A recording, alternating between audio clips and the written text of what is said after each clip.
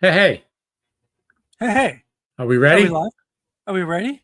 We're ready. Ready to go? You ready to We're go? ready to go. We're going to go right. Ready to go. Welcome to What We Watch When We Drink, a Booze Dancing Entertainment Network podcast featuring lively discussions about movies, TV shows, and anything else that we're watching while we drink our favorite boozy beverages. If you enjoy this show, please subscribe on Apple, Spotify, Stitcher, Google, Audible, and anywhere else you get your podcasts. You can also find us on boozedancing.com, and if you have any questions, comments, show or drink suggestions, email us at boozedancing@gmail.com. We'd love to hear from you.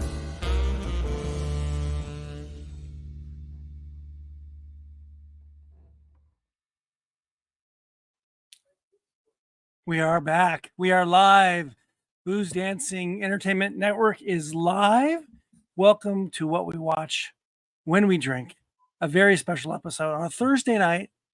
We are live on YouTube, Facebook, Twitter, LinkedIn, Instagram, all for Hockey Night in Booze Dancing City. This is a very special, all across the country, all across our channels. Episode 51. We have a really special one. Well, we think it is. I don't know about you guys out there in Nerdland. Before we get to that, let's chat for a sec. How are we doing, Ange? We doing good? We're doing okay. We're doing okay. I got a lineup of booze here. I got a bunch of little tasties here. Well, I don't know if they're tasty. I'm a little scared of a few of them, but we'll see. We'll see how it goes. But I'm all right. I'm excited to talk about the show. It's all your fault. It's all my friend Rick's fault. You guys shamed me. Okay. Well, we're going to shame into a little bit. Hopefully, we're going to shame other people into this show. I too, with your suggestions, picked up a couple things that are kind of connected to connected to what we're watching. But I couldn't find them all, so I had to go dig into my own basket of fun and get a couple other things out. Which is probably better than what I picked up. Probably, I don't know. We'll see. But there are two of them. One of them is in the same family as the two of the ones you have, so that's a good thing. Okay. So, why are we here tonight? Why are we here? Well, let me step back and say, that's a very philosophical question. Why are we here? I know. Why are we here? It's very existential. I know. That's what whiskey will do to you, right?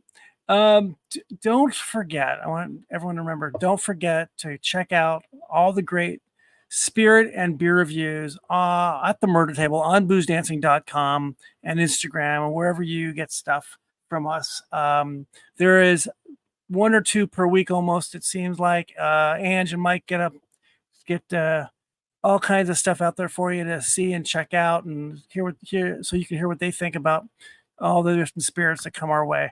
I want to mention that we are the unofficial podcast of record for Bro Dude energy drinks, because you go until you can't go anymore. That's right. That's it. And this one, just buy Bro Dude energy. Would you go to the wall for me, my guy? All right. Would you go to the wall for me, my guy? I would go to the wall for you. So tonight, we don't do this too often. We are just doing one show. It's not a movie. It's a series. And the third season of the series just came out in the United States maybe a month ago, I think. And this series is called Shoresy, and you can find it on Hulu, correct? Hulu, correct. And I think if you're a Canadian watcher, Crave, which I know it's on Crave in Canada, and we're gonna pair that tonight, that show, with various Canadian whiskeys. Or in my case, whiskeys with quotation marks. I have a couple of those whiskeys in quotation marks myself. And well, one's actually a question mark whiskey, one's actually a real whiskey. And then a couple other ones from my vast collection of whiskey. Okay, where do we want to start? Should we do a toast? Little drinky drink, and then what are you pouring, by the way? Do we have two of the same or no? I have the apple and the non-apple of that brand. I'm thinking I should do non-flavored first and then go into flavored, because if I go the other way around. Sure. So our first whiskey is, we both have minis of this, I believe, correct? Yep, Crown Royal. I actually have Crown Royal. I have two non-flavored whiskeys. I have One is called Eddington Canadian Whiskey, which I'd never heard of. And the other one is a Crown Royal. And then I have 3 more flavors. One's a Crown Royal flavor. The other 2 are both, I'm sorry, not, did I say Ellington? Ellington, right? Like Duke. Like Duke Ellington. Duke. So, yeah. And I have 2 flavored Ellington Reserves, as they like to call it. So I'm going to go with the Crown Royal, just so we have a little bit of. Me too. And I'm going with the non-flavored one that I have. Just you know what I love? You know what's classy? Plastic bottles. They are. I was really surprised when I picked this up. It was plastic. Plastic. Hear that? Hear that? That's plastic. I hear it. It's fine Canadian plastic. That's right. Sir, cheers. Cheers. I don't even have something that will make a clink with that. Flick it. Flick it. Flick your finger. Flick. Flick my finger. Flick. What was that? There you go. I don't know. I don't know. Anyway. All right. Cheers. Cheers. I've had this before a few times. I think it's like kind of sweet. It's nothing crazy, but it's okay. I'm guessing the last time I had this was on an airplane, if I had to guess. It was probably a plastic thing. Probably. Yeah. It's thin. I guess it's the basic, the bottom line, whatever you'd call. Maybe not. It's the point of entry. Let's not call it bottom line. It's a point of entry for It's a point of entry for Crown Royal, and product of the Crown Royal. I don't even know much about them, so not much on this little label because it's so small you can't even read it. It is so tiny. Yes, it is. But it's a starter whiskey, I think, of Canadian whiskeys, right? Probably one of the biggest brands in the world, I would guess. Oh yeah. Yeah, it's up there. Easily, right? But this is one of the, I mean, we're calling it the point of entry, but I think it's the point of entry into the Crown Royal range. But it's probably a step up from Seagram's and Canadian Club. Definitely. Yeah, it's a blended whiskey, like a lot of whiskeys are in Canada. Not all, but a lot. It's decent. It's nothing earth-shattering, but it's a sipper. I mean, it's a session whiskey. You can drink a lot of this. You can make cocktails with it. Yep. Yep. It's what, 40%, I think. So it's not abrasive at all. Light. Good. It's a good starter for our night with Shoresy, I'd say. I think so. It might be a little too classy for Shoresy, but I don't know. You could be right. Actually, that's a good point. Okay. So where do we start with this? Well, give us a little bit. You are an aficionado of all things Jared Keeso, who is the creator of the show. So give us a little background. Where did Shoresy come from? And we just talked about this on our 50th episode. We were talking about things that we've watched recently or watching. And I had mentioned that I'd watched, I think, the 3rd season at the time. And I kind of gave a little synopsis. We'll give a little one again. So Jared Keeso is a Canadian actor, comedian, I guess comedic actor, I would say. Played hockey when he was a kid in the junior leagues, like you do in Canada. And then had various acting roles, and then started doing a YouTube series based about like people that live on a farm in rural Ontario, northern Ontario. And it was a YouTube little series, and it was very popular. And somehow it got picked up, and it was called Letterkenny, and it became a bit of a underground hit. And I think it just finished its 12th season on Crave and on Hulu. And Jared Keeso is one of the stars and creators and writers. And it's about a fictional town of 5,000 or so in this area of northern Ontario.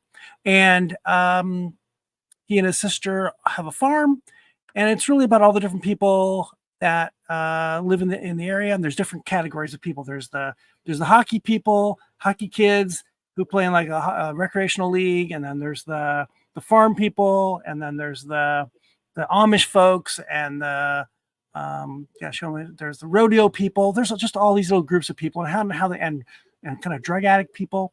So there are all these different categories. So the hockey guys, there's this league, and in this league, 2 of the stars of the show are these 2 kids. They look like surfers, and they're hockey players, and they play in this league. And their teammate is this character named Shoresy. Okay. And Shoresy, and all throughout Letterkenny, the X number of seasons that character's on, you never see his face. You only hear him. And he is a very rough and tumble kind of hockey player, but talented.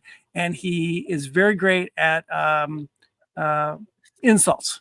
That's his key. That's his thing. He insults players on his team, insults other players, and he does this viciously and X-ratedly, if that's a term, usually about their person's mother.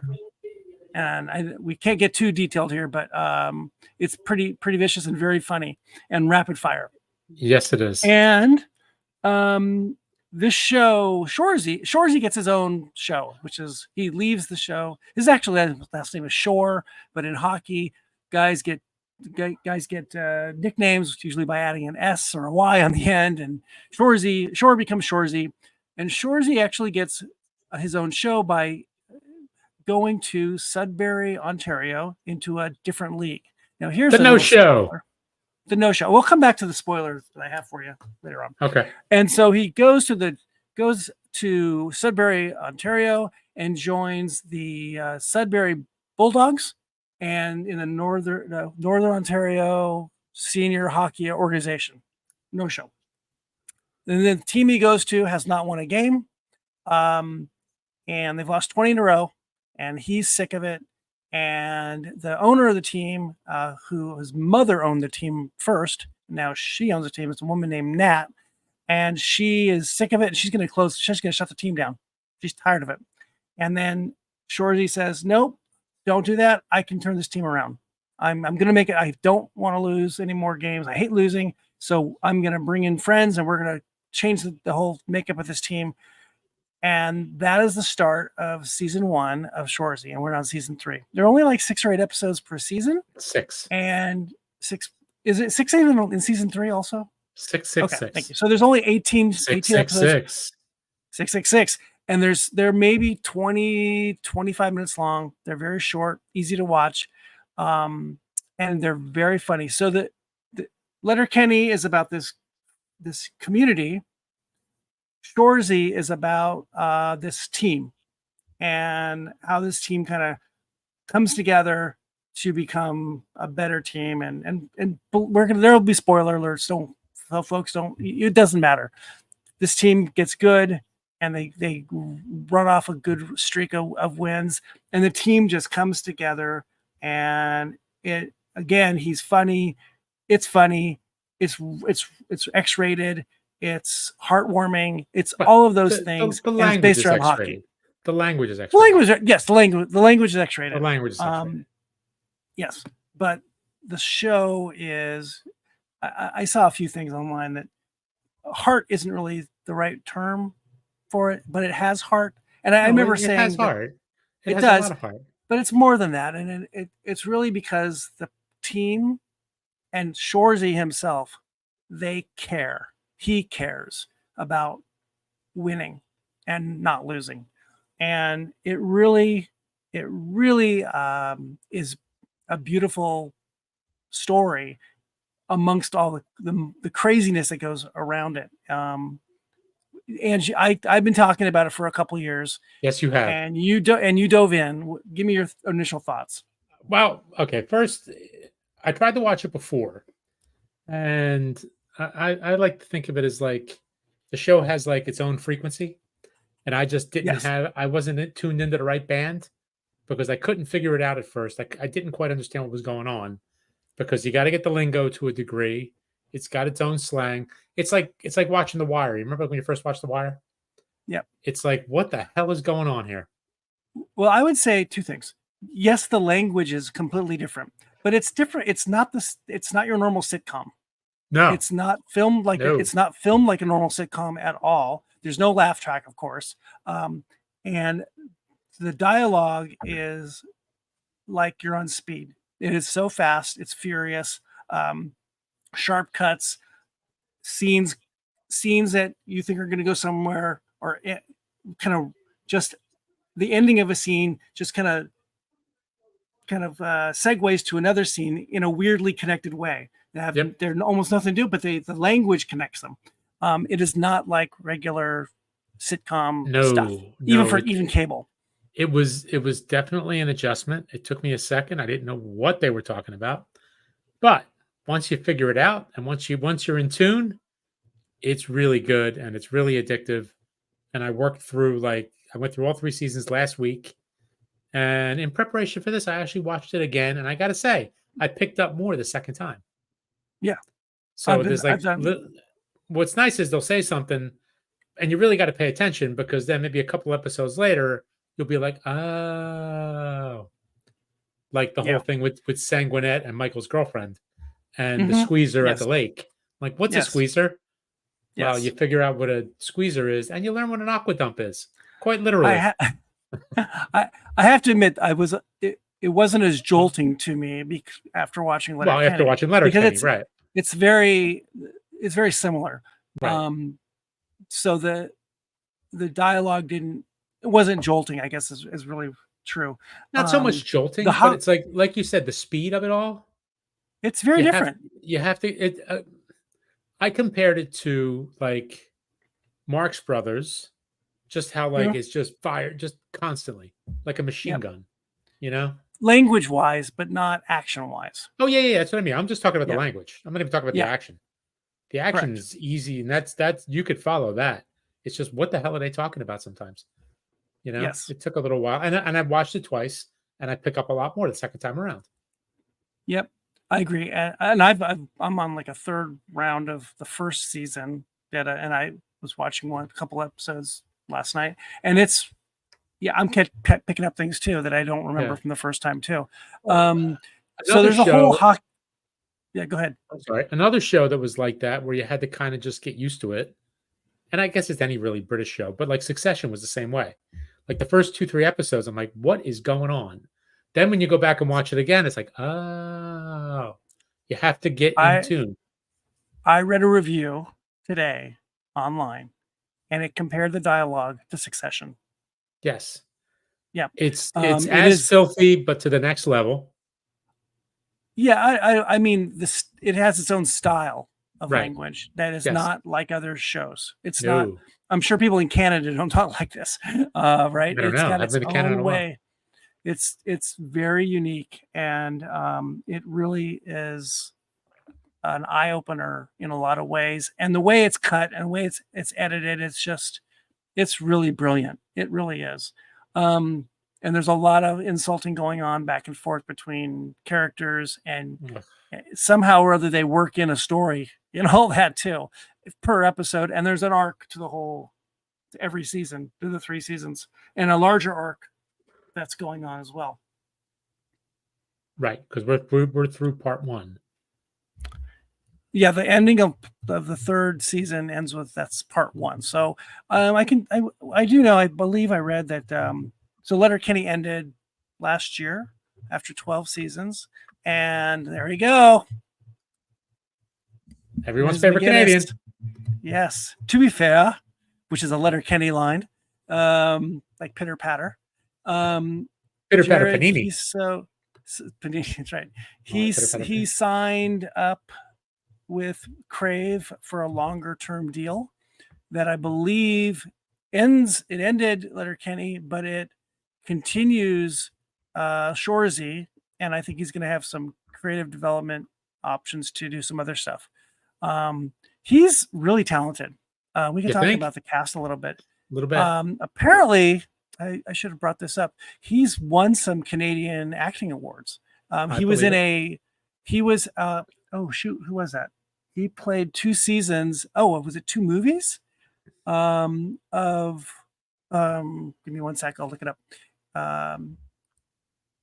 He was on a detective show, and he won, I think, in Canada. And we would never see that here, right? But he won, I think he won the equivalent of an Emmy, I believe. And he did, I think it's done a fair amount of shows. Is this 19-2? Is that what it is? Yeah, 19-2. And he also did, he won an award as he won a Canadian Screen Award playing Don Cherry in two different films about Don Cherry. Don Cherry is a famous hockey coach, NHL coach in Canada, and he was really famous for being on a show, a weekly show, as a talking head called Hockey Night in Canada. And he's probably in his 80s now. He kind of got in trouble a few years ago, so they took him off the air.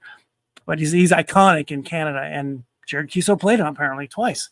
So he's got some chops, and those are not comedy chops. Those are dramatic chops, I'm guessing, in those roles.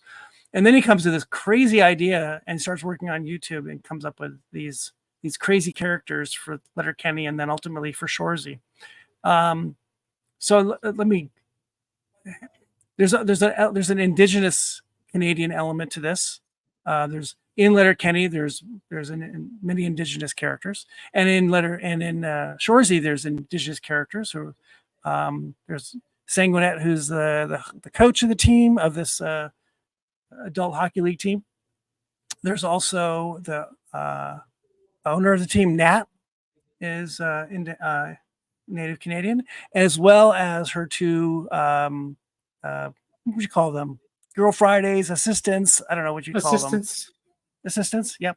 Yeah, so in Letterkenny, here's the real connection. In Letterkenny, as we said, Shoresy is on a adult hockey league team and called the Letterkenny Irish. And I believe Letterkenny is a town in Ireland too. And it is owned by a Indigenous woman named Tanis, who at some point dates Jared Keeso's character in that show. And she does her cousin a favor, and on that team is Shoresy. And she does her cousin a favor and sends off Shoresy to this team, which is the Sudbury Bulldogs. So her cousin is Nat. So Nat and Tanis are cousins. Now Tanis is kind of a famous actress, and Tanis is her name is really difficult to pronounce because she's got a Native Canadian name, a tribal name. Kahilo. Give me one sec. She was also most famously, probably in this country, she was in. She's a Deer Lady. She's Deer Lady in Reservation Dogs. Reservation Dogs, right? Her name is Kanahitilo Horn, and so she is the producer of Shoresy. Okay. So there's this very interesting connection between the two shows, and that's how Shoresy gets to Sudbury. Where do you want to start on the cast? It's just so great. Well, you've talked about Keeso, and I mean he's just insane. Let me drop back one sec. So in Letterkenny, I forgot to mention this. In Letterkenny, we never see his face. The character Shoresy, right? He's just, you see him from the back, you hear him in the bathroom. He wears a face mask that is a visor that is almost black, which I've never seen anyone wear a black visor in hockey. You can never see his face, and he's got a kind of a high pitched, annoying voice. Yeah, I can't even do it. What you don't realize is until Shoresy starts, it is Jared Keeso. Jared Keeso is that character. At least he's the voice of that character. I'm not sure if he's skating around, but and most of what when you do see him, he's on the ice in Letterkenny. So we're all kind of surprised when Shoresy starts. It's holy crap! It's the guy from Letterkenny. That's him. He's played two characters on the same show. So that's kind of the strange thing, right? So he himself is almost pushing 40. Probably character, late 30s or something, past his prime a bit, but loves hockey. It's his life. He's a lifer. And I think he's teaching in a hockey school. So he's reffing in a hockey school. It's the only place he gets to be himself. That's right. And he's just happy to be at this kind of level of hockey, which is a very small league. I think there's only 4 teams in the league. Yes. And he's got his aims on a journalist in town who he wants, Laura Moore, I think her name is. Yes, it is. And right. And so he doesn't date girls. He doesn't date girls. He dates women. That's right. He dates women. And he is kind of thrust into the role to some extent to be the leader of this team. And he has to assemble by his own choice, or the team's going to fold, a team that's going to win. And he brings some friends in from all parts of Canada and Quebec and Newfoundland, and I'm not sure where a couple of the guys are from, who have some kind of hockey talent. Not much, but some. Not active players. Actually, not active players. Because as he said, anybody that's good is already on a team. That's right. And there's only 4 games left in the season. And so he brings these 4 guys in, and they all have varying abilities, but they're all probably much better than the guys they have. And he goes into a prison nearby and also gets 3 more players, all named Jim. Jim, and Jim. May I say? And the Jims are beauties. The Jims are beauties. Jims are beauties. So 2 wait, of the Jims. But Nat recruited the Jims, basically, right? Oh, was it Nat? You're right. Well, she saw them fighting in the back of the bar. I didn't make that connection until the second time around. And then that's right. And then she sends everybody to go kind of interview them and recruit, figure out who they are. Right. 2 of those guys. I'm wearing my LA Kings hat here. 2 of those players, the last Jim and the middle Jim, are actually brothers. The Nolan brothers. Jordan, the last Jim, played was a LA King during the 2 championship years about 10 years ago. Really? And their dad, and they're both native Canadians. And their dad is a longtime, Ted Nolan, longtime NHL coach. Coach. Interesting. Yeah. So there's a hockey thread throughout this whole series, beyond just the stuff on ice. Well, and I will say, I'm not really a hockey person, but this show almost made me want to watch hockey. One beautiful thing about this show, and if you're a sports fan, a real sports fan, like a heavy duty sports fan, you hate generally all TV shows, movies that are sports related, because what you see on screen is nothing like what you see at a real game, right? It's all put together by actors, and they usually can't do the same things as a regular athlete. And the game sequences are, they feel not right. The crowd scenes are bad. It just doesn't feel right. This, I can tell you, is very, very accurate. And looking online, I'm not crazy. One of the big positives about the show is that they get the hockey part really down. The hockey playing is just well shot, well skated, well acted.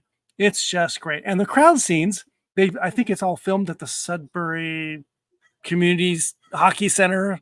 So it's a real hockey arena, and they've got real fans there. It's really done well. And the locker room sequences, my daughter played hockey for a few years, and I can see that row of lockers and the row of benches and tape being thrown, and guys, getting their clothes off and lacing up. It is, and the way things are put up for the guys on hangers, it's very, very accurate. Hey, question for you. When your daughter played hockey, yes, did they have a post-game stick? And was there a post-game stick winner? I don't know that. There were some dessert. There were desserts, yes. But I don't remember. It took me a while to figure out why they called them sticks. I didn't realize they were drumsticks. They were drumsticks, yes. I was like, duh. I felt so dumb. Yes. So dumb. And so dumb. So dumb. And there's so many little things like that are so well done. My guess is that they've come from Jared Keeso's background playing hockey in his career. And these are things that he's picked up. I'm sure he's friends with a lot of hockey players now. And by the way, I watched an episode from one of the seasons of Letterkenny, and it's in a bar, and it's the bartender and 2 bartenders talking to 2 patrons, and it's all about cheese and what kind of cheese they can order. And all of the cheeses that they run through are based on hockey players' names, real hockey players. They're all puns on hockey players' names. It is so funny. And by the way, one of the hockey teams that's in Letterkenny is called the Regretskis, by the way. Regretskis. It's great. Hey, by the way, should we move on to a second whiskey? Sure. Yeah. Because I'm a little parched. So, I'm a little parched myself. And if I can't have a game stick, we're gonna have a game whiskey. We gonna do the apple one? Good idea. Yeah, let's do the apple. I'm gonna skip. Or should I do? Wait, do you have something? Do another non-flavored. Do you have another non-flavored? Yes, I do. Let's because I want to do this other one. I want to do this Ellington Canadian whiskey. I suspect it's not very good, but we'll see. I am pouring from our friend Mr. Mitten. Dave. Toronto. Big Dave. Wiser's 18. Oh, smooth. Yeah. Literally. That's a great whiskey. That's a good one. Yeah. It's a sipper. It's a sipper. All right, I'm going. What'd you pour? I don't know, some Ellington Canadian whiskey. I've never heard of it. Yeah, I wonder if it's like a private label thing or who knows. It might be. I got the Total Wine, so it could be. It smells all right. You know what? The Crown Royal wasn't bad. The Crown Royal was actually decent. No, that's fine. It's good. If I'm on again, going back to you're on a plane, you're in the you're in the airport bar. You're in the American Lounge, and that's all they have. And and usually at the American Lounge they have some crappy whiskeys, so it would definitely be an option for like an old fashioned or something. The Chase Sapphire Card Lounge, which I'm there. You go. But if they would like to sponsor us, I have this. I got to get the Sapphire Card. That Delta. Who's that? That Delta United? I have no idea. It doesn't matter. That's pretty good. I like the 18. I like the Wisers. It's all right. It's not bad. Oh, you're Ellington? Is it? Yeah, it's not. It's okay. It's not offensive. I could see mixing it, maybe or just drinking it like this is fine. I've had worse. Yeah, I've had worse. It's okay. I'm not going to go into extensive tasting notes because it's not that kind of show. No. And we've talked about the 18 before, and it's just a really great whiskey, and it's 18 years old, and it's a great. That's right. Value whiskey too. In certain parts of the world, it's old enough to drink itself. That's right. Correct. See? There's one thing I want to mention. The music in the show. Oh my God, is really great. The music is so freaking good, and it's and there are parts of the show that are almost like a music video. May I? Go ahead. The music is unbelievable. It is unbelievable. Unbelievable. It's unbelievable. Hey, Aaron, settle down. Yeah. Settle down, boys. But yes, I was Shazamming the whole time. Yeah. And I don't know any of this music. No, it's all Canadian stuff, and there's a lot of native Canadian bands that they use, and that's true, I believe, in Letterkenny too, which is really cool. I mean, there's a real emphasis here on the show artistically, from the way it's shot to the music that they put together with it, to the casting of native Canadians. It's great. I mean, we're in this whole like resurgence in this country too, indigenous like reservation dogs we talked about, and Lily Gladstone's in all kinds of stuff these days, right? Oscar nominated, Emmy nominated. Killers of the Flower Moon. Now she's in the other show, Under the Bridge. Yeah, Under the Bridge. All the folks on Reservation Dogs.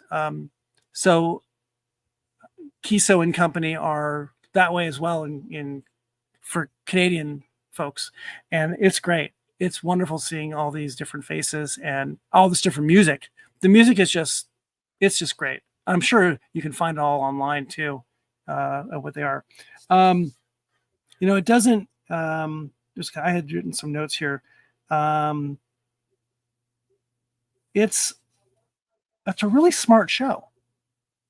I think maybe you thought this when I tried to explain it the first time. It's just a dumb hockey show. right? Oh. And it's just a bunch of dumb people playing hockey. And there are been many dumb hockey. Oh, so dumb. So dumb. So dumb. Holy. So dumb. And for those at home, that is from the show. But this really, it's a really intelligent show with characters who don't necessarily appear intelligent. Maybe that's the way to look at it. But it's very women oriented. The women are all in power in this show. There's a woman running a team. Her two people behind her are women. There's a TV broadcast. And then you got the 3 women that run the league.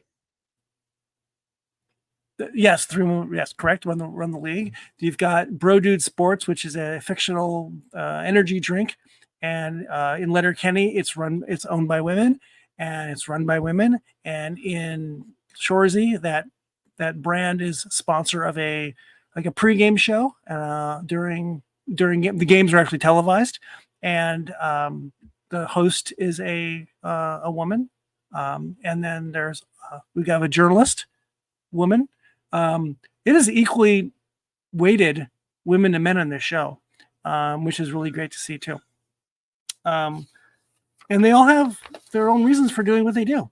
And it's just so, I don't know. It's touching on so many levels, I think. So there's all kinds of movies and TV shows about hockey, sports.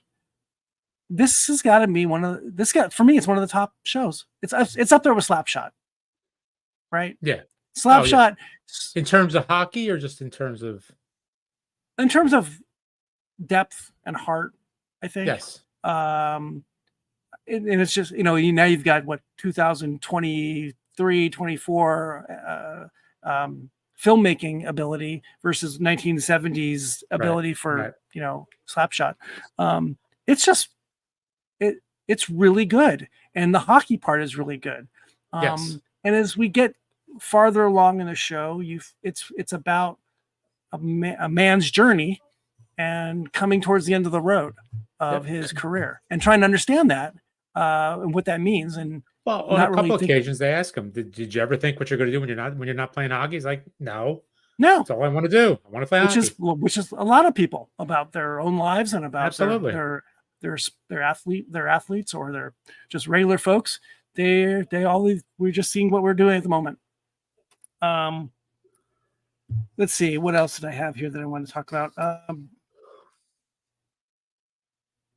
Well, we can talk about the cast so we ran down the list of them a lot. So we have Keeso Tellis is Nat, right? She's beautiful. She's headstrong. She runs this team, and all she wants to do is put butts in the seats. She wants bums in the seats. Bums in the seats. The place is empty because they're losing. And hockey's important to her because it's important to her family. She grew up watching hockey, and she wants the same thing for the kids out there. She wants the team, the players, to give back to the community. She's really, and that's a very hockey-oriented attitude. Players are not just divas who go off and do their own thing. They really do try to give back to the community via their team or charity, etc. So then we have Sanguinet. So Sanguinet is played by Harlan Blaine. I cannot say his last name. Kitwa. Yeah. I don't know. Harlan. He's actually on the team when the show starts, correct, but he's not playing. He's a healthy scratch, and a scratch in hockey means you're just not playing by coach's decision. So he's a bench warmer? He's a bench warmer, but he doesn't even suit up, and he's thrust into the position kind of from the coach is fired, and by Nat, because they've lost 20 in a row. Mark Michaels, and Shoresy takes over, or is kind of takes the reins of the team and kind of just pushes Sanguinet into the role, and he kind of finds his place, right? He's kind of good. This is kind of his thing. He doesn't even know it, but this is what I was for, and he's a great young actor. I didn't look him up, but he's a really great young actor. Let's talk about those 3 or 4 guys that. All right, so let me run down the list here. Yeah. So we've discussed the gyms. There's gym number 1, gym number 2, gym number 3, aka the gyms. The gyms. And then you've got well, there's Fish, who was scoring a goal a game, but then he wasn't. Yeah, he's kind of on the he's on the outside looking in he's on the cusp of the core group. Correct. Then you've got, and at the end, you kind of feel like he's ready to just break out and be a star. Yeah, absolutely. A real young star. Yeah. Yep, he's coming around. He's definitely coming around. Then you've got Ted Hitchcock, who's the Newfoundlander. Newfoundlander. How do you say it? Newfoundlander? Newfoundlander? Yeah, I think Newfoundlander. And just remember, you don't outwork a Newfie. No one outworks a Newfie. No. You know what he likes to drink? He likes to drink Martinis. Yes, martinis. And because he's from Newfoundland, you can't completely understand everything he says. So there are subtitles for him at times. No, he's not too bad. He's not too bad though. He's not too bad. No. He's like a mishmash of like Irish, Scotch, and New England all mixed up into one. Correct. And he's like he's a little bit grizzled. He is, as these other folks are all together, they are a veteran presence. Oh, the veteran presence. They are a veteran presence to this young team. It's very crucial. Yes. That's another hockey or sports. And if you say Ted Hitchcock's name really fast, it sounds like Ted Hitchcock. That's right. That's right. Who else we got? Okay, the other guy they brought in, Brant Goody Goodleaf. Everything's unbelievable. It's unbelievable. Unbelievable. That's right. And he's obsessed with chicken. He's a big chicken eater. He loves chicken. Settle down. Settle down. Settle down. That is he's played by Andrew Anson, and this is his first role as an actor, interestingly. I can kind of see that. Yeah. Yep. He did the job, but he was good. Yes. Yep. Then we've got Dolo, who is a rapper. Jonathan Ishmael Diaby. From where's he from again? He's from he's from Quebec. He's also a Quebecois. Right. Well, he's Quebecois. He actually had a minor league career. I think he signed a contract with, a 3-year contract with, I want to say, the Carolina Hurricane. I don't think he ever got to the show. Okay. And I mean the NHL. So he's actually a real player. The Ted Hitchcock guy was played by Terry Ryan. He actually played in the NHL, I believe. That's right. He did too. Yeah. Yes. And then, so we got Goody, we've got Ted Hitchcock, we got Dolo, and then, of course, everyone's favorite, Jean-Jacques Frankie Jacques Jean, a.k.a. JJ Frankie JJ. Correct. Played by Max Bouffard, who is actually in Letterkenny as well. And he actually has a negative relationship with Shoresy in Letterkenny. And it's funny to see them on the same team in Letterkenny. But he's recruited, and he has an interesting background because in Shoresy, because he's a ladies' man. He's the pride of Quebec. Yes, pride of Quebec, and he's a big burly guy, bald head, huge big red beard, and he has a lot of girlfriends. A lot of beautiful girlfriends. You look like Yukon Cornelius. And I think that was in one of the the Santa Claus movies. I think yeah. He actually speaks more English in Letterkenny, but he basically speaks French and speaks very little in Shoresy. And what he does speak, it's actually in we see it's captioned. So JJ, Frankie, JJ, Jacques Jean, Francois, Jean-Jacques. Yes. Right. Right. Yeah. Oui. Oui. Let's see. They got those guys. Oh, and we got mentioned the pair of ladies who are Nat's assistants. Yes, you mentioned them before, but they are Ziguan and Miguan. Yeah, Blair Zamora is Ziguan, and Kalani Elizabeth Rose is Migwan.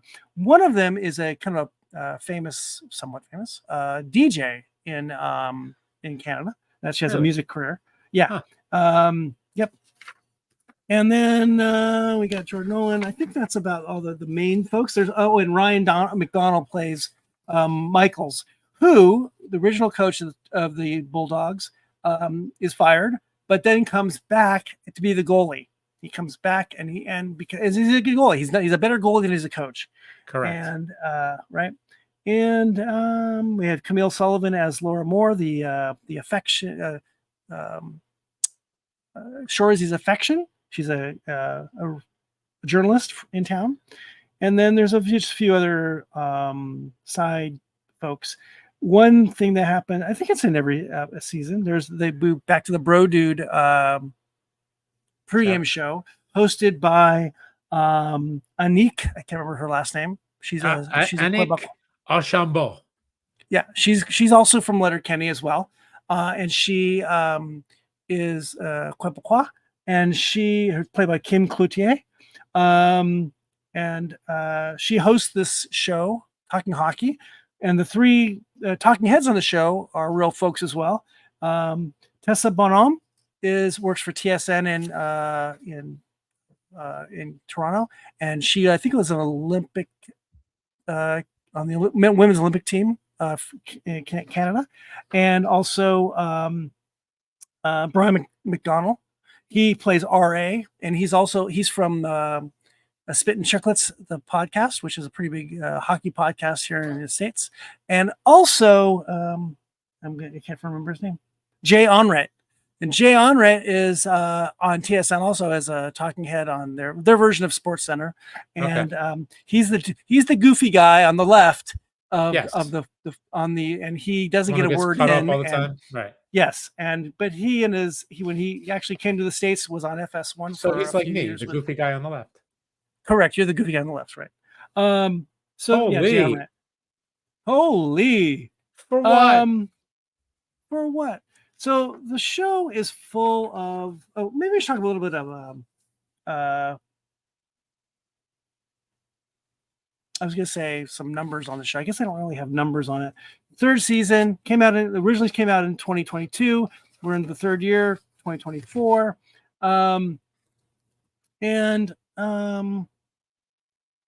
I should mention that this kind of seems obvious, but if anyone's curious what number Shoresy's uniform is, it's 69, of course. Of course. And I think I had some other stuff I wanted to mention too here. You can't really go into like favorite lines or anything like that because you just we'd be here all night. Well, we're going to try a little of that, but let's see here. Give me 1 second here. Yeah. So Tanis, the dear lady, she gets that team together again, and her team in Letterkenny, and then she does her cousin a favor and sends that Shoresy off to the next her cousin's league, which is a huge step up for him. And we find more about him in Shoresy. We find out about his background. We don't know anything about him in Letterkenny because you don't see his face, but you actually get to meet his family in Shoresy. And his family, you would not expect this. He comes from the multicultural families. He's got an Asian sister, a Black brother, and I think he grew up in an orphanage or something. I can't remember that part. But he's and they're a very loving family, and he has to talk to them at the end about, should I continue this career or not, as he's getting closer to the end, which we don't know if he's going to continue or not. The series, each season is based on first seasons is all about them kind of turning things around after going 0-20 and then picking things up. And because there's only 4 teams in the league, everyone makes the playoffs, and they have an amazing run in the playoffs. Correct? Right. Wait, and that's the second season is the tournament. As I recall, right? Second season is the tournament, and second season is the 24 game run. The 24 game run, right? And then the third for the championship, and then the third season is an international, quote unquote, international tournament where they bring in. Opens up with the third season opens up with the playoffs from season 2, right? And then the All Canada tournament. All Canada tournament, which is teams coming from all like 5 teams from other various parts of Canada. Prince Edward Island, the nicest guys in hockey. That's right, and each of those teams have their own interesting characters, which they touch on briefly, and some of it's very Canadian, right? It's like if we had the same thing here, and you put a basketball tournament together, and you had teams from the South and teams from the Northwest and teams from Texas and teams from California. You have all these cliches, and they do the same thing as well with these teams coming from all over. Like the guys from Saskatchewan or Alberta are a bunch of rodeo guys who are dumb lugheads, and they can't put 2 words together. And the guys from where were they from? The guys from Newfoundland, not Newfoundland. They're from where are those guys from? Prince the Edward seafood Island? Guys, Prince Edward Island, PEI. They're all very nice and polite and have funny accents. And no offense, Joanne. And they so all these teams have their own cliches about them. And there's an Italian team because there's a lot. By the of way, teams. Italians, they're fast. Is that racist? I don't know. Is that racist? I don't know. Is that racist? I just love her questioning every little thing. Every little thing. Like, what would he say? Wait, what was the one thing he said there? When Shoresy was trying to, hook up with the reporter, and he's flirting with her. He goes, there's a little chink in your armor. He's like, I can't write that. Is that racist? It definitely, as Letterkenny as well. It definitely crosses some lines, touches some lines, and we do you have takes a whiz on the line, spits on the line, a whiz on the line, spits on the line. The whole bit. I don't remember if this is so much in Letterkenny. It's definitely in. You know what it does? It aqua dumps on the line. Well, you read my mind. So Shoresy is famous, at least in Letterkenny, and a little bit in Shoresy, where before games he has to use the bathroom for number 2 before the game. Between periods, he has to go to the bathroom in number 2 between periods, or vomit. So we don't ever or vomit, and you don't see him again. You don't see his face in Letterkenny, so you just hear him with his bodily noises, and then yelling and screaming about whatever's going on in the game, and making and being insulting mothers of the players he's playing with. It is so funny. What's great too? Every time he's reffing the high school team, and he's just going back and forth with those 2 kids. Yes. About their mothers. Mm-hmm. Oh. Priceless. So and I hate to keep going backwards, but in Letterkenny he does the same as a ref, and again you don't see his face, and he's just hanging on the side of on the boards, and these 2 characters who are regular characters in Letterkenny are just taking it punch by punch by punch from verbally from Shoresy, and of course it always ends with F you Shoresy. F you, whatever, and then 3 more insults, and F you, George. F you. Can I? I'm gonna just read it as is. Language be damned. There's one. I'm on the Reddit board, the Shoresy Reddit board. Yes, and it's all like, "What's your favorite Shoresy chirp?" And this is one. What's he say? Well, you know what? You know what's fucked, core? The amount of times your mom's faked a jellyfish sting to get me to piss on her. Hey bud, you look like a bag of milk that's been left out in the sun for too long. Your mom's so sweet she can make sugar taste like lemons. Gosh, there's so many of them. It just never ends. Yeah, I don't know where you want to start. There's too many of them. Yeah. You're so slow you could get lapped by a sloth on a coffee break. She's so pretty she can make a rose blush. I bet you couldn't find your way out of a paper bag with a map and a flashlight. It's funny because it's like the old school, like Gabe Cotter.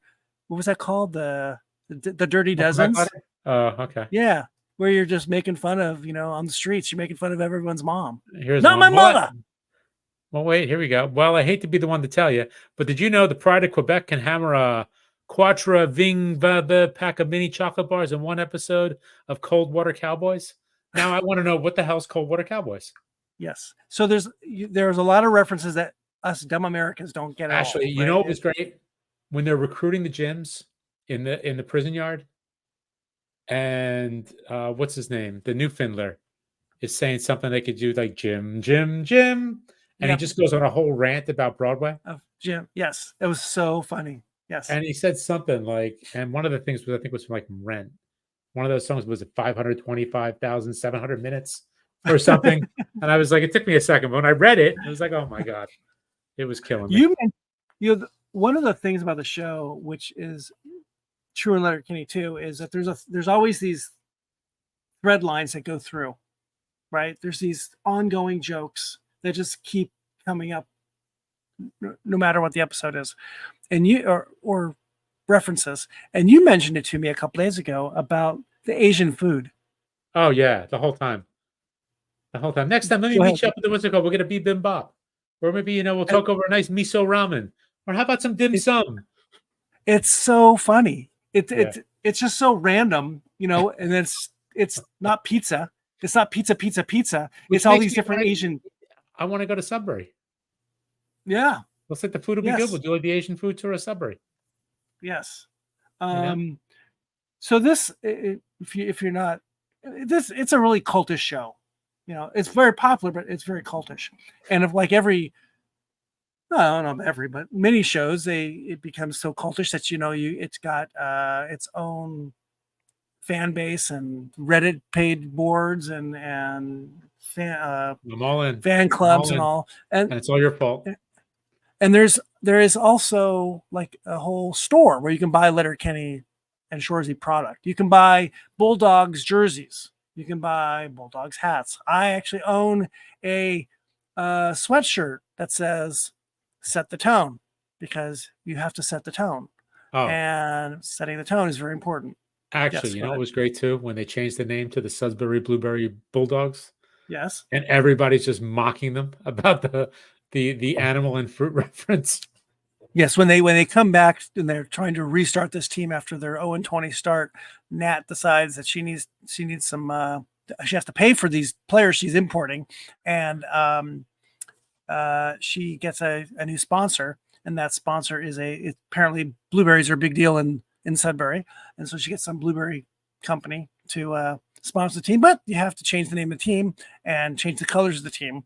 In the beginning, they're brown, right? New whiskey. New whiskey. I think it's new whiskey time. Yeah. What do you think? Yeah, I'm gonna have some. I like the blue. The blue and the brown's a nice combo. The blue and brown's nice. Yeah. So they have they're, and of course they're made fun of because they're the blueberry Sudbury or blood Sudbury. Of course, blueberry. They say blueberry, but they got a new gym out of the deal and they got some money. Yes. It was a good deal for them all. And then by the end, nobody cares, right? Yes. By the way, I'm not going to sully my beautiful Glencairn glass with this apple Crown Royal. I'm drinking right from the bottle. Well, I'm stepping up a little bit. You're not doing the apple? Oh, we did. We didn't do the apple, man. Yeah, I'll do the apple. All right, let's do the apple. When I get to my other, God knows what this stuff is, you can switch. Yes, I'll do the apple. I want to have some of this other thing. Give your balls a tug. Just have the apple. Give your balls a tug. Yes, there is a lot of ongoing dialogue language that just there are thread lines throughout the show, and they become part of you. They all become part of you if you watch the show 16 times like we have. Jesus. Right? Jesus. Yes. It's bad. Yes. It's bad. It's bad. It's bad, but good. But good. It's good, but it's bad. It's good, but it's bad. No, it's good. I think it's such a good show, and at first I felt like, even with Letterkenny, I thought I shouldn't like this, but I really do. And then I understood that there was more to it than just this. You go to services. You're a man of faith. True. You're okay. That's right. Talk to your rabbi. You'll be fine. I talk to you. You talk to your rabbi. I'll talk to you. It just really is much deeper, of course, than on the face of it, and it's just a really good comedy. And just don't forget, though, winning doesn't matter if you don't have someone to share it with. That's true. And right? the what's funny about the hockey cliches, and there's a lot of hockey cliches, a lot of sports cliches. Sports and cliches go hand in hand, right? They do. And they're cliches for a reason. They're true for a reason. They're used endlessly for a reason. When Shoresy actually in season 3 does some of the between period before game interviews, he is spitting out jargon and cliches, but they're all really true. They really are real things. The problem is that the same words are used by everybody. No one has come up with a different way to say giving 110%. Everyone says giving 100%. I mean, I don't know. Really you've been in meetings with people, whatever. It's not just sports, and everybody takes the same thing and they just change it up. I've been to more business meetings, not business, but meetings at work where they just, everyone's talking tech speak. Oh, well, I don't have the bandwidth for that. Let's take this conversation offline. It's like, really, can you speak like a normal human being, please? Correct. And the normal way guys speak and women in sports is in cliches a lot. Yep. Right. And in jargon that is for that individual industry, whatever it is. Hockey has its own jargon, and minor league hockey has a different jargon than major league hockey. Right. By the way, I'm going in here. I am too. And I was actually surprised. This is the Apple Crown Royal. So is it 40%? It's 35%, right? So it's not whiskey. It's flavored whiskey. Yeah. No, Mike and I reviewed this a while back, and I remember it being like, basically a Jolly Rancher. It's a Jolly Rancher. Yeah. Yeah. So and it's Jolly Rancher with with way less Jolly Rancher whiskey with way less oomph than I would have expected, even at 35%. I thought that would have a little bit of kick to it. There's almost 35%. So I mean, I guess it's sugar, syrup. If I take the base, they take what? It's the regular. I'm sure it's the regular Crown Royal, and then they probably add some. They knock it down with water, and then they add some sugar. It'd be interesting over ice cream. It might be interesting, right? Or maybe. Over something like that, something cold. I would use it. You know what I would use this for?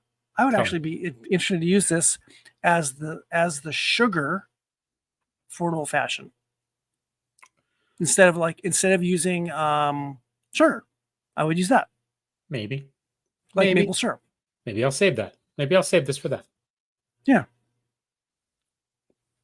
Because on its own, it's really not very good. Maybe it's better cold. Maybe if you shook it. That's interesting. I don't know much about flavored. I can honestly say I don't really know much about flavored whiskeys in terms of how to drink them. I mean, I know there's no rules, but do people drink these things straight? Are they for cocktails? I'm thinking they do it like what's that stuff? Fireball. Yeah. Where they keep it in the freezer and then pour it, and it's all icy. Is that what? I don't know. I've never ordered one. I would never order one. If you're out there in booze dancing world, and you know how flavored whiskeys are drank, pop that in the chat. Send us an email, boozdancing.com. Go to the website. Let us know. By the way, we are welcome. We are What We Watch When We Drink, the Booze Dancing Entertainment Network. We are live tonight on a hockey Thursday night here in Booze Dancing City. Episode 51. We are talking 100% about Shoresy. Jared Keeso's hockey sitcom on Crave in Canada and on Hulu in the United States. And we are drinking Canadian whiskeys to celebrate. Angelo has gone to the dark side after I led him there, and he has watched the series like 16 times now, I believe, 17 times, and he's 17 and a fan. half. He's a fan, I think. Hook, line, sinker. Yeah. I'm a big fish. I've been reeled in. I'm flopping on the deck, gasping for air. I don't know what we don't know how many seasons the thing is going to go. I'm looking forward to the next one. It takes a while for them to make one of these things for whatever reason. I wish they'd make it a little bit longer. Maybe 2 more episodes per season would be great. But they've compacted these 3 seasons individually into a perfect arc. It's almost like a 7th episode may be just too much. 6 is perfect. Although I'm always wanting more. You know what? Don't push them. Let them do their thing. Nope. They've got it down. It's tight. It's good. There's no boring, wasted moments. You never feel like it drags. It goes by fast. Yep. Don't just let them do their thing. Don't. Yep. Just enjoy it. Enjoy it. I don't know where I got this article from about this, and this is a really great line. It takes about 5 minutes of listening to the English language and occasionally French dialogue, mangled and stretched, profane and filthy, to know if this series is for you. If you don't, turn it off and disgust, and instead find it riotously funny, then a frankly hilarious binge watch is in store for you. That's so true. That is so true. And adding on to that, the director, Jacob Tierney, who's actually directs and helped create Letterkenny, and actually is one of the characters. He intersperses dramatic montage sequences that capture the pains and glories of ice hockey and everyday life for Shoresy and the team in Northern Ontario's biggest city. These small touches allow for moments of reflection. In effect, they are opportunities to catch your breath and possibly avoid cardiac arrest from laughing too hard and too much. It's so true. It's really paced well. It's rapid fire, but then there's a pause. Now we get those pauses because of Hulu too. Right. The commercials, but within those segments, there are these moments where things kind of just chill down for a moment after being this blah, blah, blah, this pounding of language at you. Yes. Or right. I love that. This was the article I saw about Succession. Jared Keeso's dialogue is on par with HBO's Succession. If the Roy family was into hockey instead of making money, both are centered on families who don't always get along, yet share the burning desire to succeed in their respective fields. In Shoresy, Keeso shares the screen with talented pros who sling out the slurs and cuss words and innuendos with aplomb at a rapid pace that nearly defies comprehension, which I think really says it well. I never really thought about it in terms of Succession, but I definitely see that interesting comparison. It's more just so like true. it's its own little world, and it's got its own little language, and it's just kind of, it's got its pacing. It's just fun. It's just so fun. Yeah. I was gonna give me one sec here.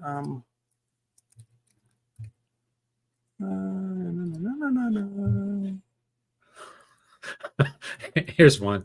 Was it Jonesy's mom or Riley's mom who left the cap on the camcorder and ugly cried after? What?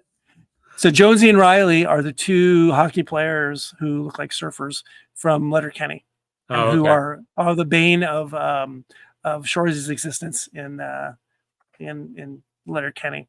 And is this the one? Yeah. What? Talk to me. I don't know if it was in this episode, but it's I made your mom so wet, Trudeau had to deploy a 24-hour National Guard unit to stack sandbags around my bed. Oh, that's so funny. I don't remember that line, but oh my God. And then the Clearasil stuff is just great. The what? Just the Clearasil, about their acne, right, pepperoni phase, Accutane, all that stuff. Yes, all that stuff. Oh my God. There's many of those. Yeah. I don't it's really tough. I've tried to explain this show to other people, and so many are just left. Maybe I don't explain it very well. It just doesn't connect with people. For a lot of people.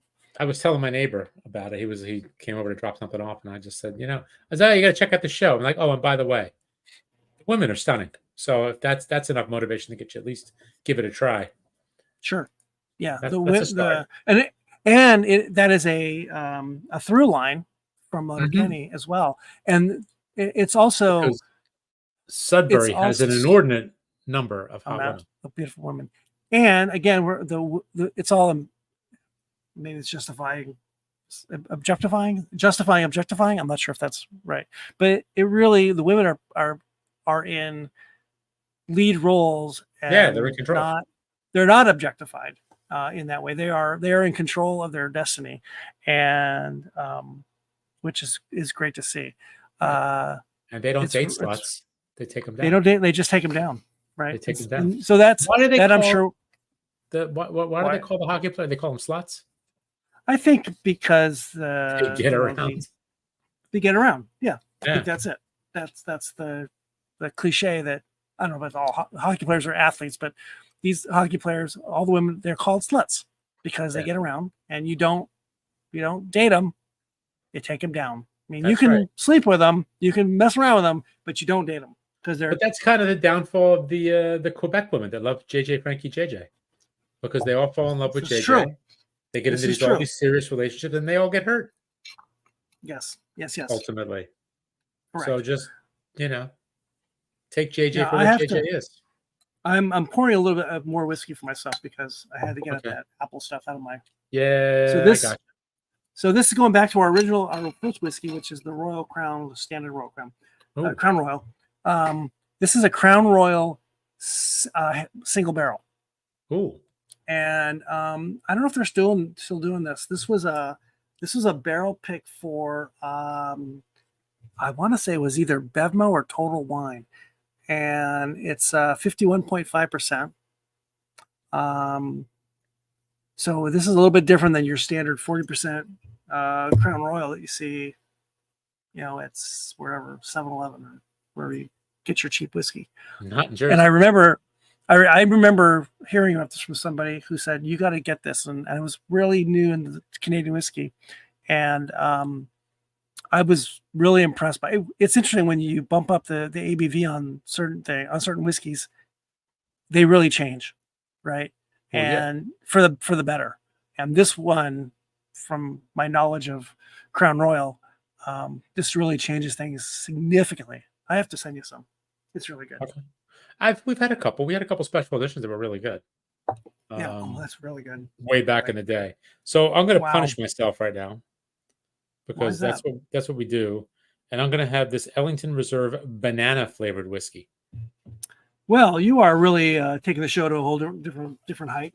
I'm tortured. Well, heights or lows? Lows, really. I'm setting the bar low. I don't know how low it's going to be because I haven't tried it yet. I'm going to give it the benefit of the doubt. But it is banana flavored whiskey. It is 35% alcohol by volume. So 70 proof. Does it say anything about this? No, nothing. Doesn't say anything. Tells me nothing. I have no information about Ellington, so I don't know what it is. I also have a mango to follow this up.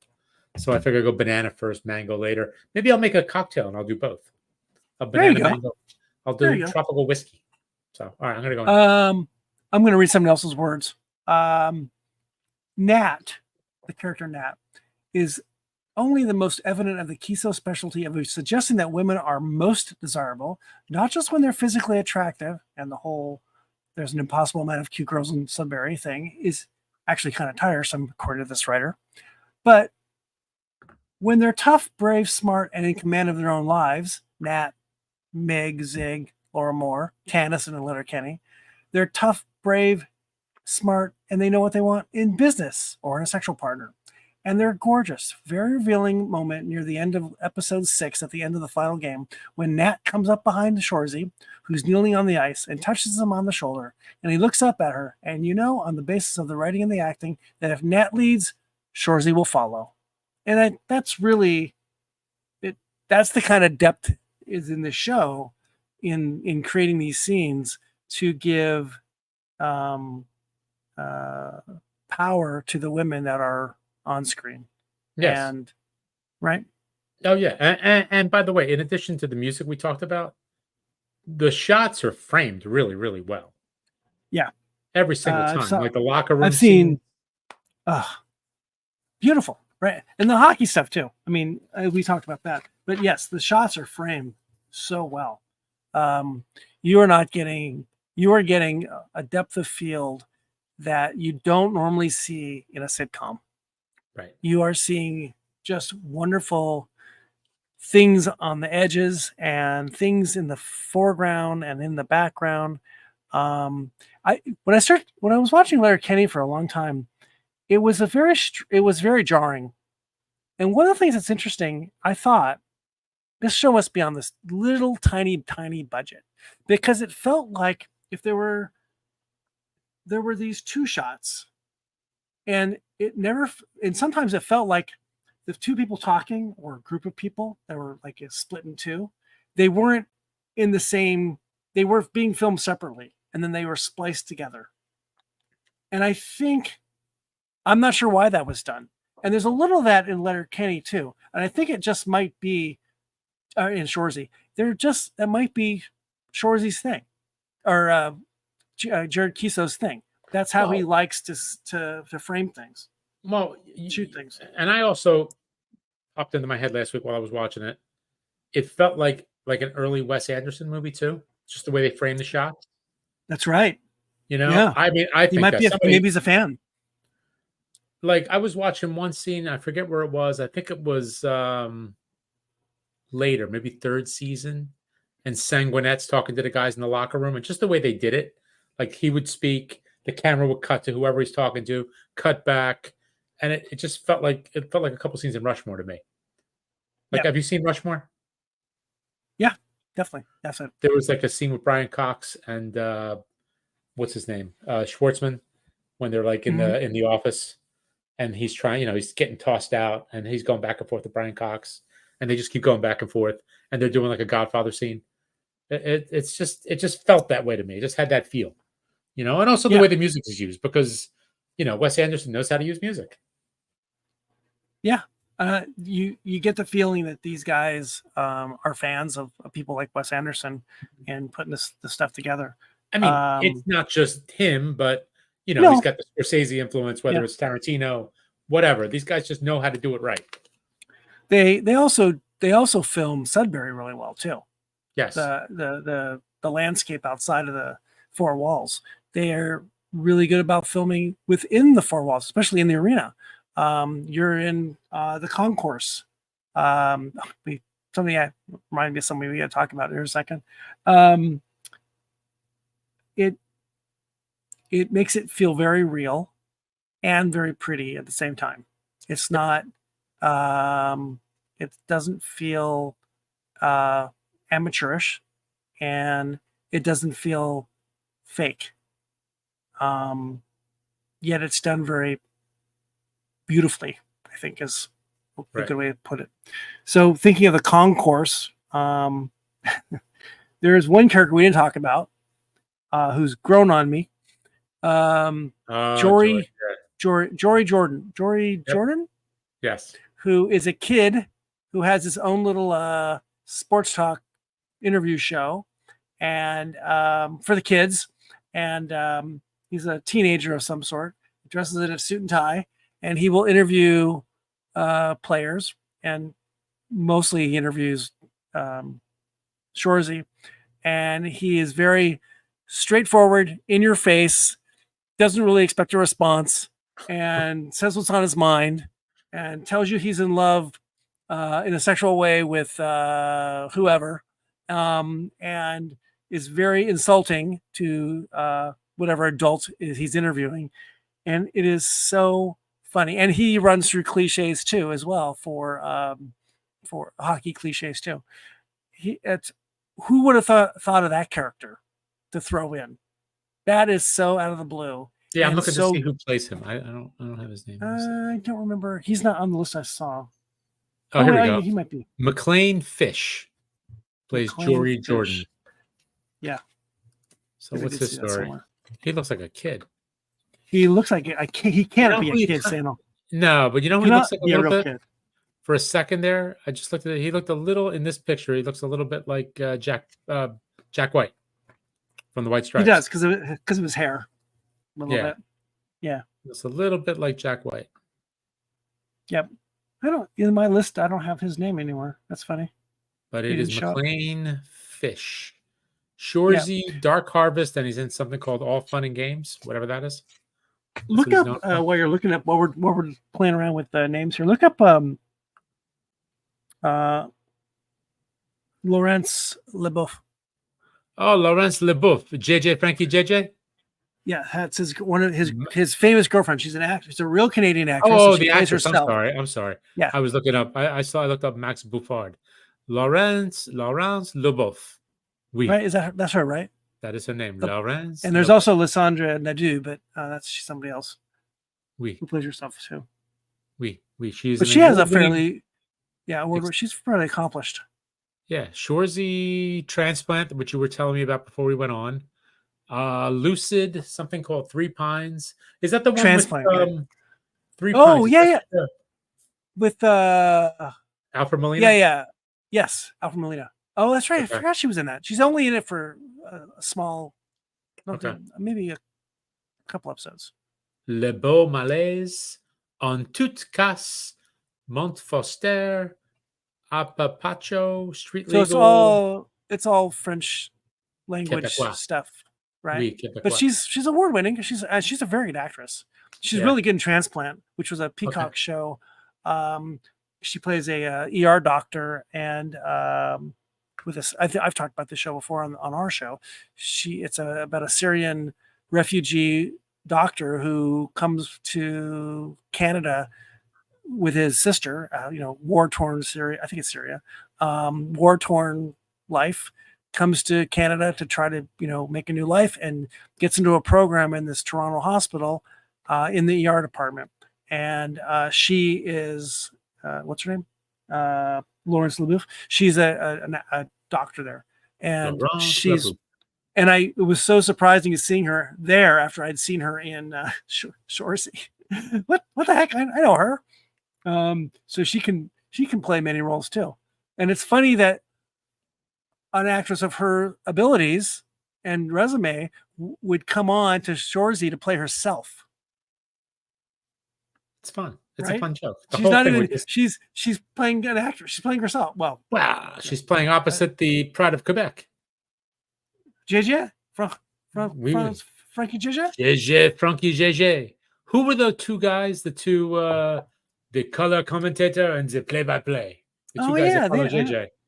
Those guys were hysterical. Yeah, I don't know. Is that Benny and Remy?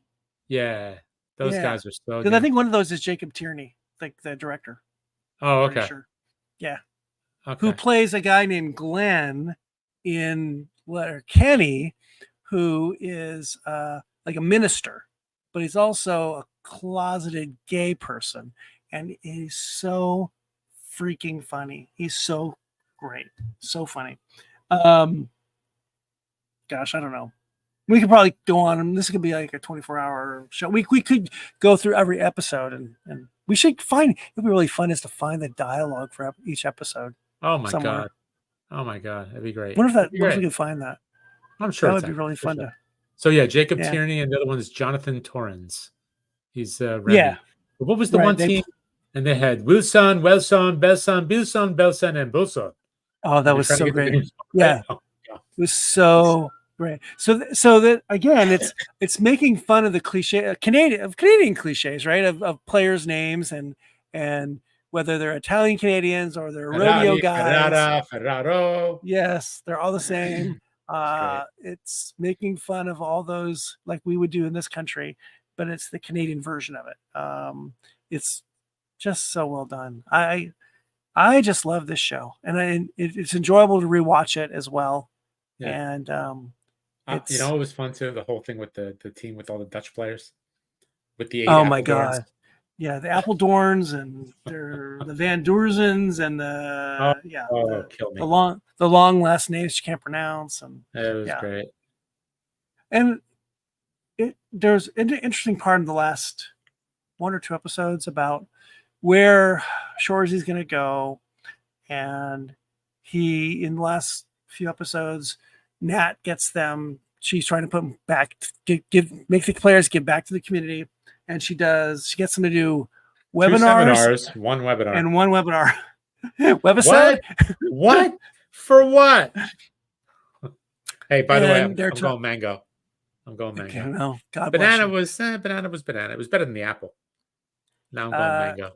So they do these seminars with a group of kids, and the 5 or 6 players, and Shoresy basically tells them,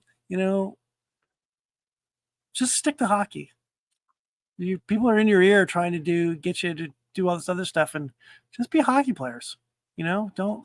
Is that pretty bad? It looks pretty bad. It's not good. It's not good. That was a face. Maybe cold. Maybe. And you can sense from him, as he talks about from episode 1, it's not about loving to win. It's about hating to lose. That's right. And he wants to instill that in the kids. And who's okay with losing? Losers. Right. Losers. That's right.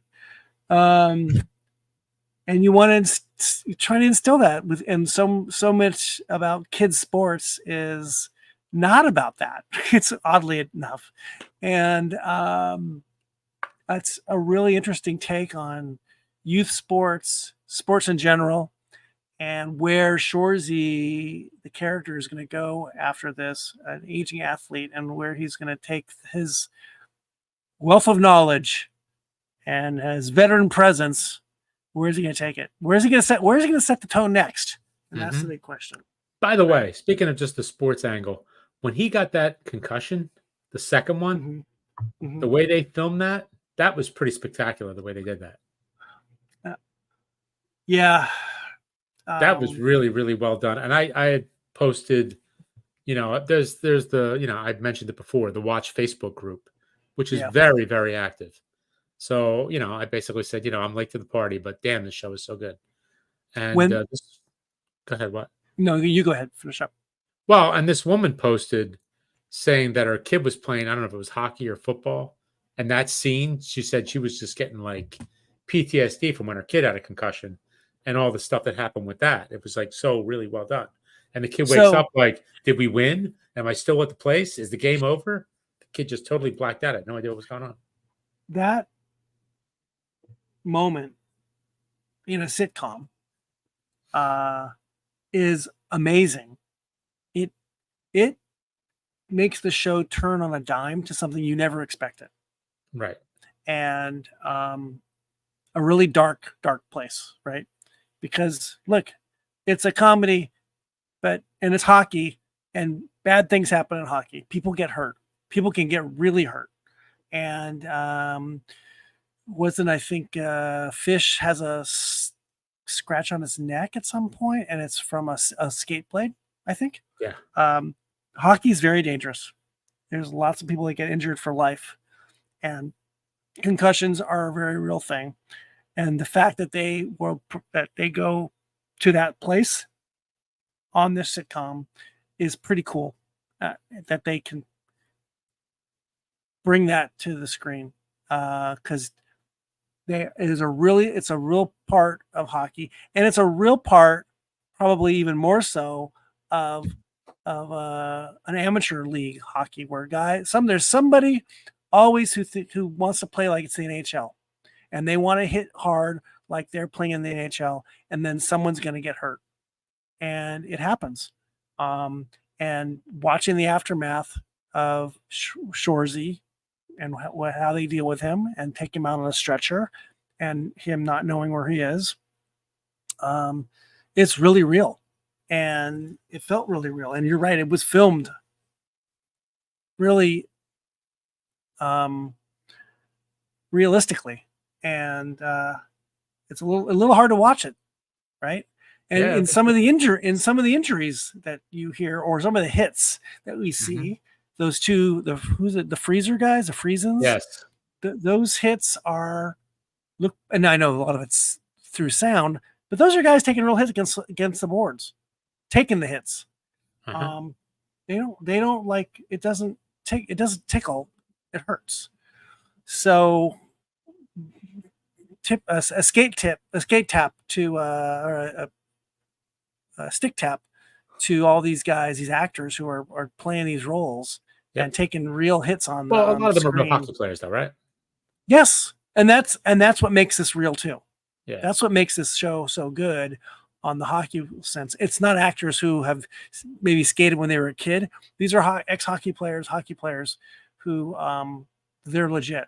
Well, and by the way, that's the thing I think that makes it hard for me to not that I'm going to really become. I don't think I got too much sports right now. I'm on overload. But with hockey, I think part of the problem too is like when they put it on TV, you got that high camera angle, and it just looks like it doesn't look like much. It's, the way they shot always.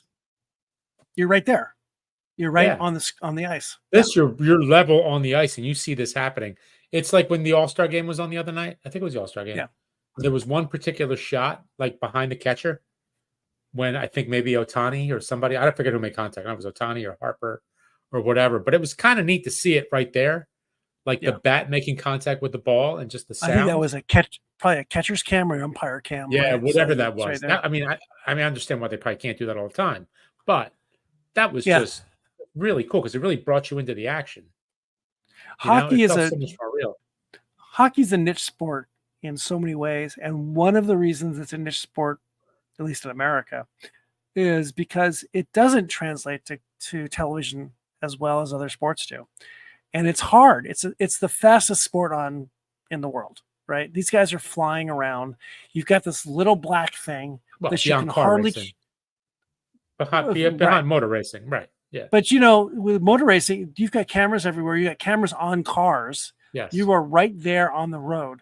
Hockey's really hard. You got 12 guys on the ice, three goalies, and they're all, except for the goalies, these guys are all going crazy fast. And then the line changes, changing. There's no substitutions like in other sports where it's a timeout, you make a substitution. The substitutions are happening while the game's going on. Right.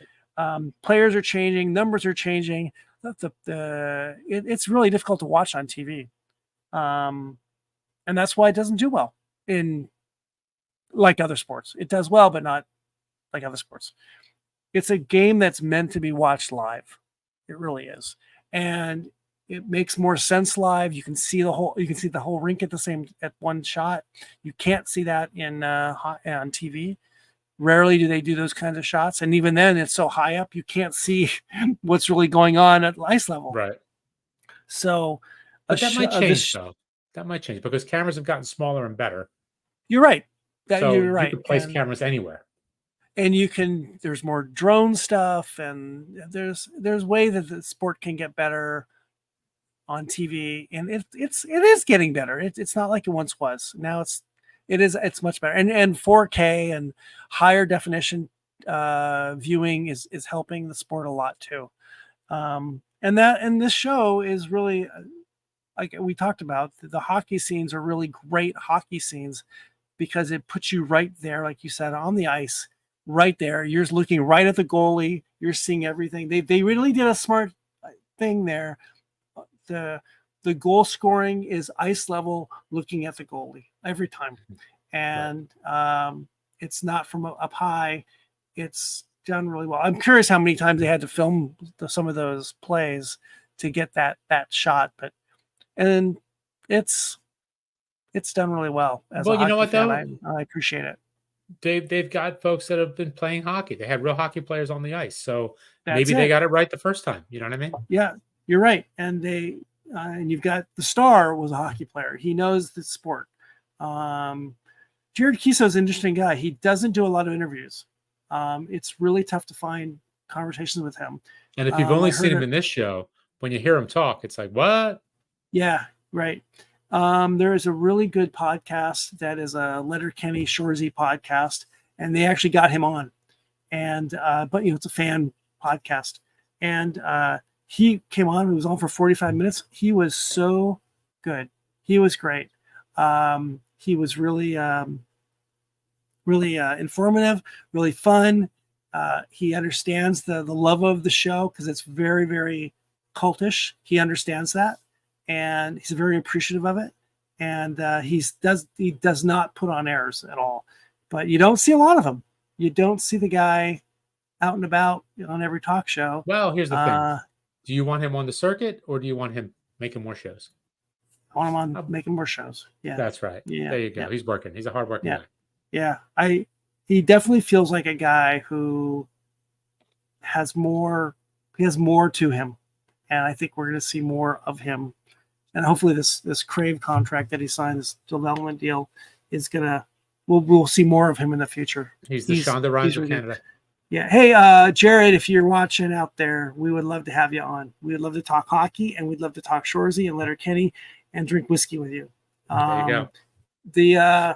In Letterkenny, speaking of spirits, the beer that is used on that they use is called Puppers. It has a dog on the Puppers, and the whiskey that is drank, which you actually can buy, is called Gus and Bruno. And Gus and Bruno. Yeah, it's 2 dogs, I believe, on it. And I think I'm not sure who makes it for them. From some Canadian company, I'm guessing, Canadian whiskey. So they are smart to market that as well. But you can buy all kinds of gear from the Letterkenny store and hats and all kinds of stuff with all of the funny sayings and jerseys and from Shoresy. It's great. If you want to wear a Bulldogs jersey, you can get a Bulldogs jersey sweater. By the way, Bruno in the Gus and Bruno looks sort of like the dog in the Shoresy on the Bulldog shirt, but it's not a Bulldog. You're right. I don't know what those are. 2 I don't dogs think are. it's a Bulldog. One's a Terrier, I think. One's a German Shepherd. Who doesn't love a Terrier? That's right. Gus and Bruno, yeah, St. Patrick's edition. By the way, I got worried for a $90. second there.